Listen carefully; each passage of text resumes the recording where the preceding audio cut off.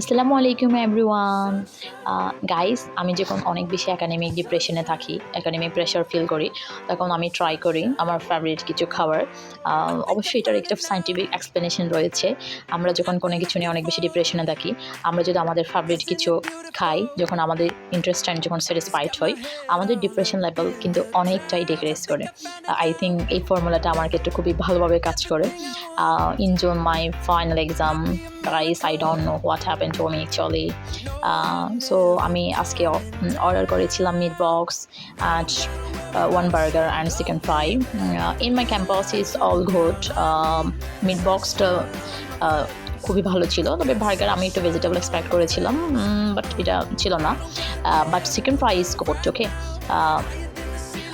So guys, I think এগুলো খাওয়ার পরে আমার হয়তো ডিপ্রেশন লেভেল ডিক্রিজ করবে। And finally I focus my academic studies and my exam preparation. So that's all, thank you, আসসালামু আলাইকুম।